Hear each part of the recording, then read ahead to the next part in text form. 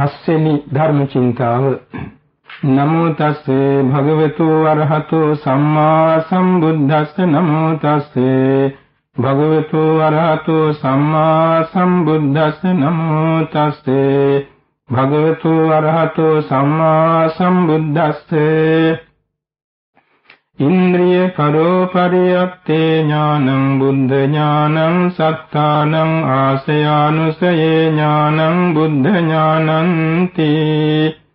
තුන් ලෝකාග්‍ර වූ භාග්‍යවත් අරිහත් සම්්‍යක් සම්බුද්ධ දසබලධාරී සරුවක්ඥ රාජෝත්තමයන් වහන්සේට පමණක් ලැබෙන විශිෂ්ට ඥාන සයෙන් දෙකක් මේ කියුනේ.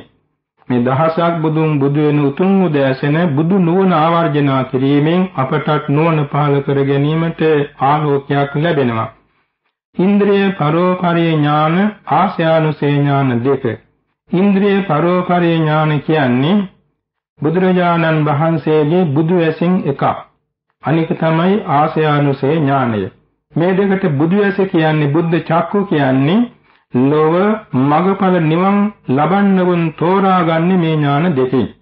එයින් ඉන්ද්‍රිය පරෝපරිය ඥානයෙන් කියවෙන්නේ මගඵල නිවන් ලබන්න සුදුසු අයගේ සිතේ ශ්‍රද්ධාව, වීරිය, ස්මෘතිය, සමාධිය, ප්‍රඥාව කොපමණ වැඩි කියනවාද කියා ඒ සම්බන්ධව මනගන්නා ඥානය ඉන්ද්‍රිය පරෝපරිය ඥානයයි.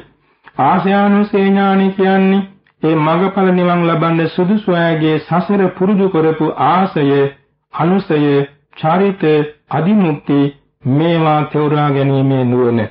ඒ අනුව තමයි සරුවක්ඥන් වහන්සේ ඒ පුජ්‍යලාට දහම් දෙසන්නේ, කමඨහන් දෙන්නේ, උපදෙස් දෙන්නේ.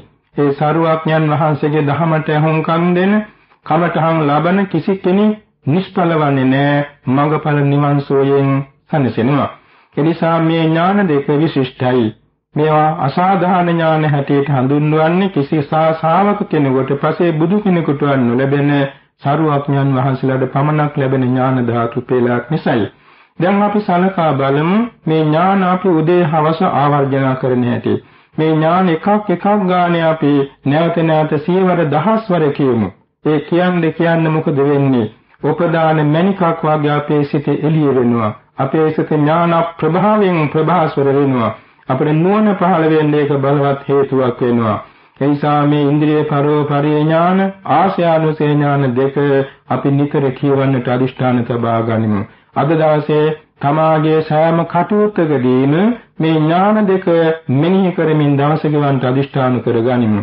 මේ තුලින් අපට ශ්‍රද්ධාව, සීලය, ශ්‍රද්ධාව, වීරිය, ස්මෘතිය, සමාධිය, ප්‍රඥාව දිනු කරගන්නට ලැබේවා කියලා අදිෂ්ඨාන තබා ගනිමු.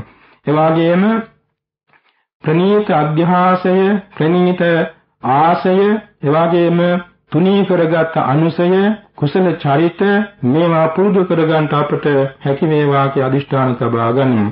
මේ ඉන්ද්‍රිය පරෝපරිය ඥාන, ආස්‍යානුසේ ඥාන දෙකෙන් සමන්වාගත දසබලධාරී සරුවක්ඥ රාජෝත්තමයන් වහන්සේට සිතින් කයින් වචනින් සමකල්ලි අපේ ගෞරවාචාර උත්තමාංග නමස්කාරය වේවා. අපේ ජීවිතේම ඒ සරුවක්ඥන් වහන්සේගේ ශ්‍රී පාද මූලෙහි පූජාවක් වේවා. අපටත් මේ ඉන්ද්‍රිය පරෝපරිය ඥාන, ආස්‍යානුසේ ඥාන ආනුභාවයෙන් ප්‍රඥා ආලෝකේ පහළ වේවා. අකුසලයෙන් මිදී කුසල ධර්මයන් යෙදීමට ලැබේවා. එමඟින් අපේ ජීවිතේ ධර්ම ජීවිතයක්, ධර්ම යාත්‍රාවක් බවට පමුණවාගෙන අතරක් නෑර මෙලොව ජයගෙන, පරලොව ජයගෙන, සසර ජයගෙන, කෙලෙසුන් ජයගෙන අපරාජිතව අජරාමර ශාන්ත නිවන් සුව ලබන්නට බුදුගුණ බලයෙන්, බුදු නැණ බලයෙන් අපටත් හේතු වාසනා වේවා කියලා ප්‍රාර්ථනා තබා ගනිමු.